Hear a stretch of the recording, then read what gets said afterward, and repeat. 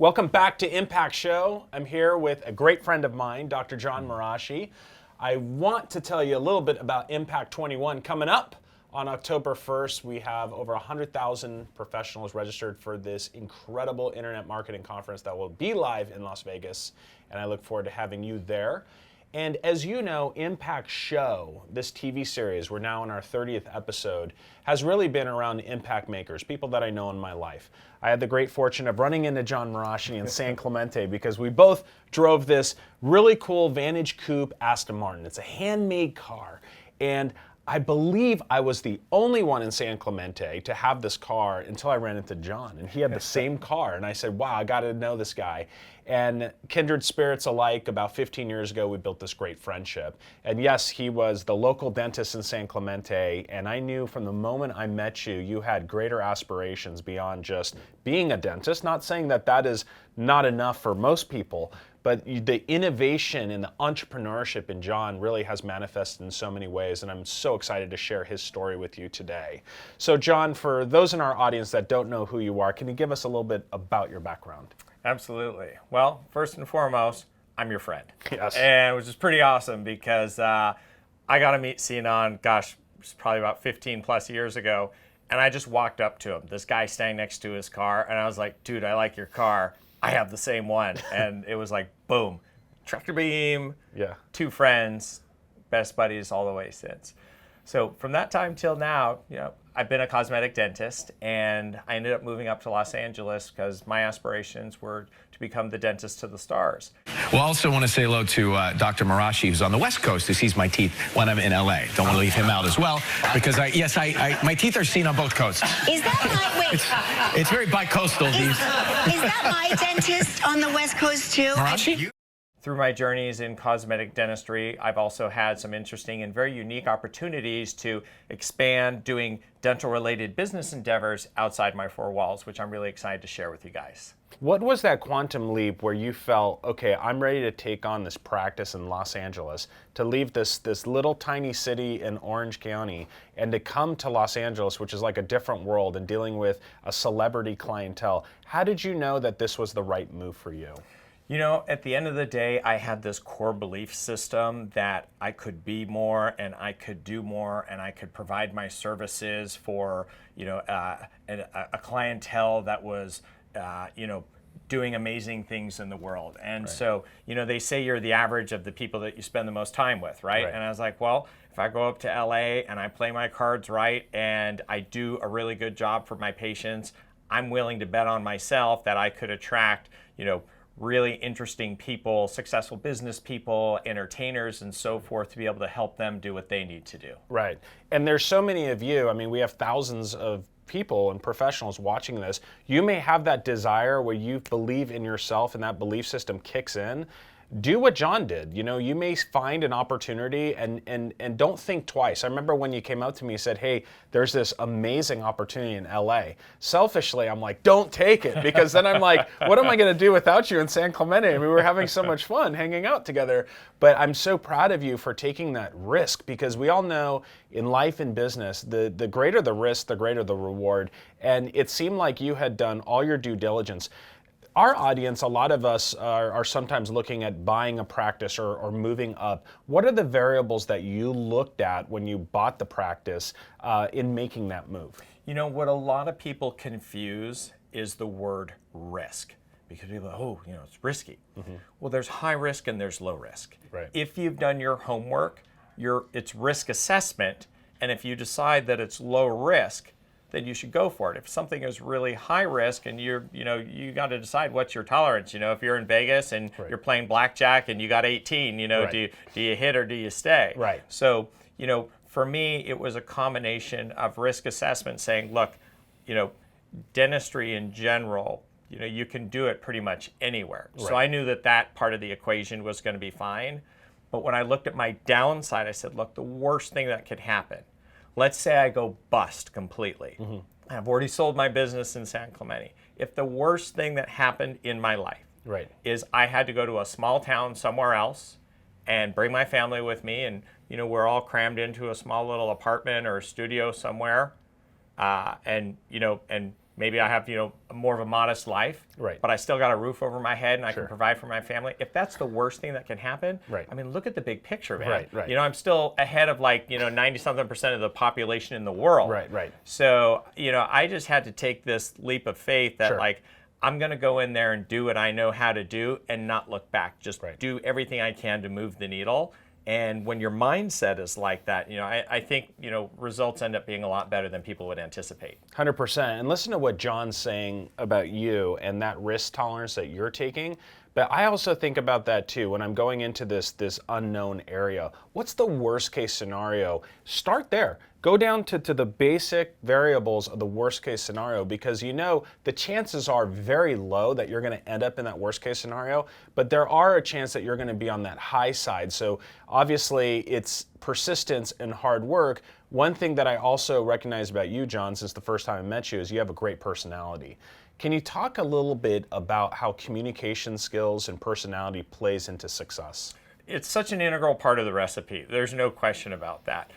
When you're dealing with customers, whether you're B2B or whoever it is, people on your team, you name it, you have to care more about them than they could possibly care about themselves. And what I have found is that when I really took a genuine interest on what was going on in people's lives and how can I service their needs so they can meet whatever it is they're looking to do, that's where the bonds and the relationships form. I think that's kind of how, one of the reasons why we both have become such good friends, because Right. we've dedicated our lives to a life of service. Sure. And when you know your place and you embrace that, you're like, what can I do for these people? That's where the rewards really come back to you. 100%. And we have, again, thousands of businesses watching this. Personality and communication skills are so important.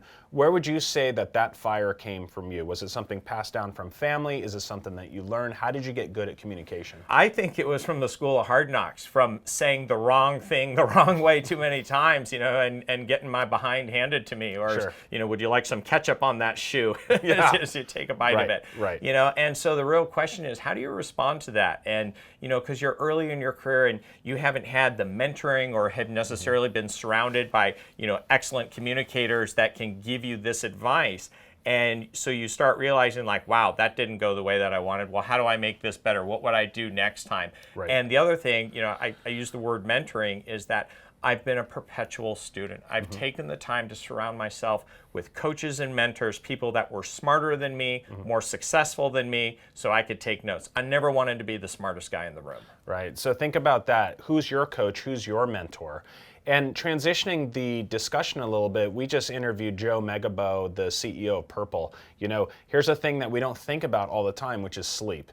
The use of your mattress that a lot of people take for granted. I think similarly is dental. A lot of people go to the dentist reactively. I hear people will go to the dentist when they have an issue as opposed to being proactive. That being said, tell us about the importance of our teeth and why good, not just hygiene, but the health of our teeth for our long-term lifespan. Yeah. Oral health is the gateway to the body. I mean, the Surgeon General's report released that several years back. When everything is clean here, there's an absolute link systemically throughout the rest of your body. So think of it like your car. If you never take that in for service and maintenance, and then you wait till something goes wrong, now you're like, oh my God, what's this going to cost me to do it? Right. Dentistry is no different. Okay. You'd rather be in a state of perpetual cleanliness. Right. And you don't have issues, and that's the name of the game. But you're right, people tend to be reactive about it. Where I come into the equation is I want to help people keep their mouths and their teeth healthy so they can keep their teeth for the rest of their life, but I also want to give people confidence. Right. And I do that through their smiles. Absolutely, and there have been so many patients that we've referred to John, including some family members. And that being said, my father, unfortunately, who passed away a few years ago, in the later stages of life, he had some cardiac-related illnesses, and the teeth played into that.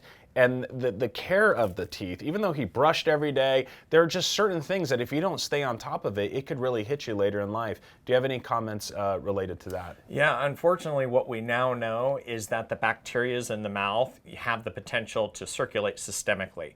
And for someone who has an underlying heart condition, those bacteria can actually end up colonizing in the heart and creating other problems. Right. Over the years, how has dentistry changed because of technology and just the advancements in medicine? So the two biggest things in dentistry that no one ever wants to talk about is accessibility and affordability. Okay, so accessibility is not because there isn't a dentist on every corner. There's plenty of dentists out there. But think about it, other than the fact that we're here, and the sun's not out, I mean, it'd be hard for you to come and see me at noon because you got other stuff going on. And it'd be hard for me to be available at noon because I'm working on patients. And so, the average working person now, longer hours, they may have a side hustle going on. So taking time to commute to and from the dentist plus treatment time, it becomes very expensive in that regard. And no matter how you slice it and dice it, going to the dentist office, I don't care where you are, ends up being, very expensive as well. So I've thought long and hard for years, is there a quality product or service that could be delivered at scale to help more people so they could get access to dental care and have affordability? Because even if I gave my services for free, I mean, look, there's only one of me, so I couldn't treat that many people to begin with. And that became a personal mission of mine. Right, and that personal mission is very interesting because I've seen you evolve over the years. You obviously have done very well with your practice, not just with your celebrity clientele, high net wealth individuals, but generally taking care of your patients. You also innovated a few products. Can you talk a little bit about that? And I think we have a demo of one here. I'll bring this one first. Byte, tell me about Byte.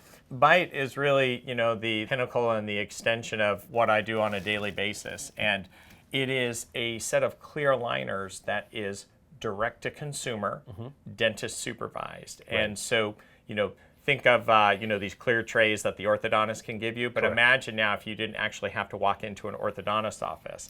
So it's a pretty clever idea because what happens is you get a kit sent to you and your teeth are molded and then they're scanned and then digitally your trays are created and they're all sent to you.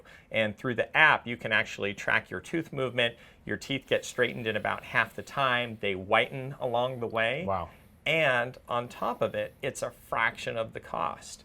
So that's been a game changer because it's opened the door for so many people that never either A, had the time, or B, could have affordability to even to be able to have access to this type of dental care. Right, and what a brilliant move and innovation and a great use of disrupting, using technology to communicate, but also to address convenience and teeth whitening. These are like 4 check boxes you're able to do in one product. I mean, this is really amazing. And tell me how, when you're running this practice, that innovation was born and why you decided to double down and create another business while you're already operating a business. Well, they say when the student is ready, the masters will appear, and or maybe a better way to frame this is just about proximity. Right. And I have a neighbor who lives down the street from me. He's a real good friend of mine, and he's a patient here in the practice. And him and one of his buddies actually said, "Hey, John, can we take you to lunch one day?" Right. And we sat down. They said, and these guys are serial entrepreneurs, and Scott and Blake, and I love you guys, man. So we sat down. They said, "Hey, we have this dental idea. We just want to soundboard with you." And so I'm sitting there listening. I'm like, okay, yeah, I like this. Maybe I would do it this way, and a little bit like this. Right. But overall, I really like it. And how do I become partners with you guys? Oh, awesome. And they were like, well, we were sold. They were like, we were just sniff testing it. Right. You actually want to get involved with this thing. Sure. So, with Byte, I ended up becoming, not only an owner, but helped launch the company and served as the chief dental officer. Wow. And, I just knew that this was the missing link of what I was looking for of, how could I give more of what I do to a broader audience? Right, because you can't, like here you're in a proximity where you can only handle so many patients within a region, and this is something where you're able to change the world. I mean, that is absolutely fantastic. And that kind of disruption is in every one of our industries, whether it's internet marketing, dental, it doesn't matter. There's an opportunity out there. I mean, Palmer Luckey, who's very involved with our organization, is disrupting the entire military defense for machine learning. And it's being done in ways that a new generation is responding to, a new generation of buyer, new generation of investor. And those are the things that it seems like you were able to come across when you created Byte. And as an internet marketer myself, I gotta say the domain name of byteme.com is so powerful, and it's BYTE me.com and go to the website, check it out, and look at the masterful internet marketing. It's not just from the site load, it's the retargeting of their advertising, it's the good use of content and visuals. I've been doing this my whole life, and when I saw that, I knew this business would do well. Because you could have the greatest product in the world, you could have the greatest chief technologist and all these people, but if you're not communicating and marketing well the same way you do for your practice, but here out to the mainstream, you'll have deficits in your marketing and someone else will capture that market share. So whoever did that did a great job. You also have an innovative couple toothbrushes. Tell us a little bit about, well, looks like a his and hers. Yeah. Do you want to kind of go into that a little bit? Absolutely. So I also started a company called Marashi Oral Health, and this was really just driven by patient demand in my own four walls. For years, I've had patients ask me, say, hey, isn't there anything nicer out there? You know, all the Sonicares and Oral-B's, and they're great toothbrushes. I've used them myself for years. They said they're white plastic and they don't look very nice and they kind of feel a little rough on the teeth sometimes. Right. And I was like, well, no, this is what's out there. And I wish to goodness I could remember who the one patient was that tipped me over the edge. Said, sure, why don't you just make something? Right. And so it was a 2-year endeavor, and my God, I thought dentistry was hard, like going through safety compliance and FDA testing and packaging. I didn't know how many different colors of rose gold there were until I was going through the Pantones. Sure. But this is what had come out from it. Sure. And it's a sonic toothbrush. It has premium finishes and packaging. Only one button that does everything instead of lighting up like a Christmas tree. Sure. And for those people that want to have something that's more premium and feel, this is for them. That is awesome. Very cool. Well, we'll make sure that some of our IMA board members get a pair of these, and we also just highly encourage all of you to remember to brush at least twice a day. Can you tell us what your regimen is? What do you recommend to your patients, and what would you recommend for our audience? Well, we have our patients come in every 3 months for teeth cleanings, and I get the same thing every day. They're like, well, I come in, I don't have very much crud to take off my teeth. That's the point, because you're in a state of perpetual cleanliness. You end up decreasing the risk for having periodontal issues and cavities just simply by maintenance. Sure. Yeah, it's really not a complicated formula. Right, and I think a lot of times we take for granted, and the nice thing about the modern toothbrush is it'll tell you when it's 2 minutes and by vibration, and these are things that sometimes we take for granted, we look over, and hopefully today's show will remind you to brush your teeth and to stay on top of your dental game. Because tell us a little bit about some of the tragedies that you've seen coming in your office when you're not doing that. Well, when you're not, basically someone's coming in, as you mentioned, in a reactive state. And I tell patients, I don't like being known as Doctor I told you so. Right. It's just not a good feeling, because I'm here to try to keep you out of harm's way. Sure. So when someone comes in and now something is broken, or something hurts, or something's infected, that changes the entire parameters now of what it's going to take to remedy this situation. Sure. And it always translates to 3 things: more time, more money, and probably more pain associated with it. And those are 3 things that everyone's trying to avoid in the first place. And talk about pain, because that seems to be the unspoken fear of people going into the dental office. How do you address that element of fear? And that hits every demographic, right? Is that I don't think I'm going to go today because I'm just a little bit afraid to go to the dentist. Tell us about how that's changed over the years. So pain management is an interesting conversation, because the idea is that the dental work hurts. Usually what's bringing in people is that they have neglected things, they hurt, now they come in. My job is to get you out of pain. Contemporary dentistry, there's no reason for procedures to hurt. Between local anesthetics and sedation and anesthesia, dentistry can be done efficiently, and more importantly, it can be done comfortably. So I tell patients, I say, look, if you're going to afford to fly first class, do it. We'll make you comfortable, so when you come out of it, you're not going to have any pain or discomfort. And that's kind of where the disconnect is. People think that by doing the procedure, that they're going to be miserable. It's the neglect that made them miserable. We're here to solve that problem.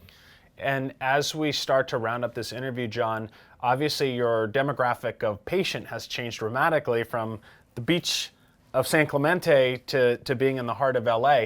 Tell us a little bit about some of your celebrity patients and how you've been able to hit that jackpot. At the end of the day, I like to say the goods have got to be on the shelf, and which means you have to be delivering the service and the quality of dentistry that your target market is looking for. So, for attracting a Hollywood clientele, I needed to be very proficient, really exceptional with cosmetic dentistry procedures, because the visual appearance of the smiles for these individuals, that's their livelihood.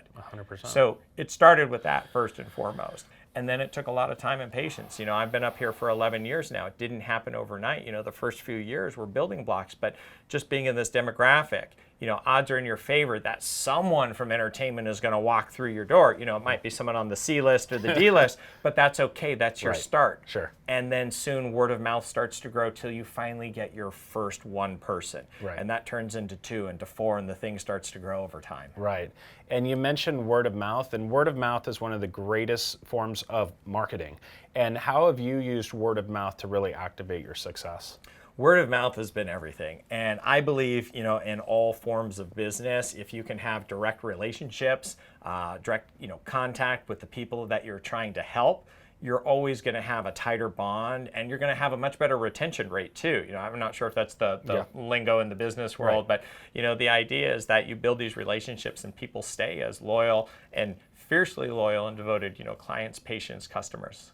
Awesome. Well, in our final question, Jon, given that you've built this multi-million-dollar integrated success story, for our viewers, a lot of them are startups and they're first getting into their first business. What advice do you have? I mean, we're in the year 2021. The world has changed so many times since you started your business. What's the advice that you have for the modern startup or the modern entrepreneur? I think for the modern startup entrepreneur, you really need to have clarity about what problem you're trying to solve.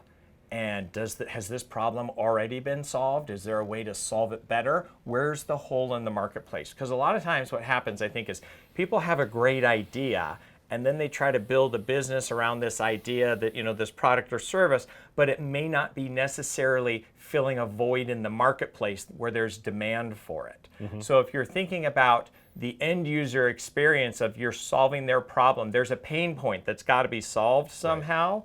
And you build your product or service around that, that's where you're going to get, like mass adoption for people who are going to want to have it. Just because it's a great idea doesn't mean that you're solving someone's problems, or that this problem is prominent enough that enough people are going to use it. And what would you say was your biggest challenge that you faced as you started your business, and how did you overcome that?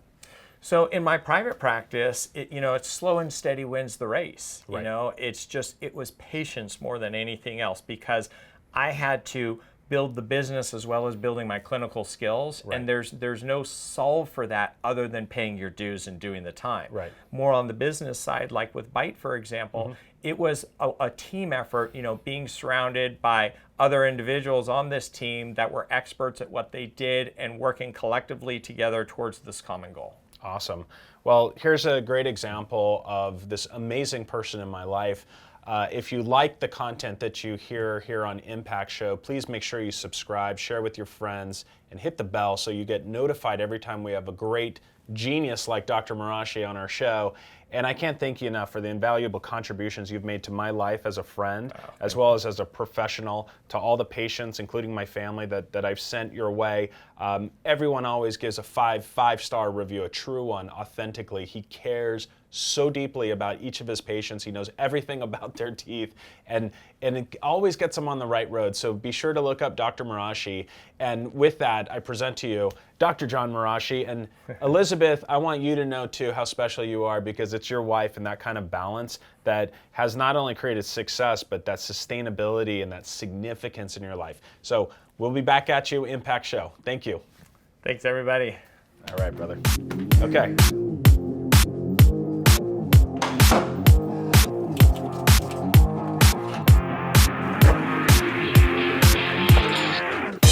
This has been a Shop production.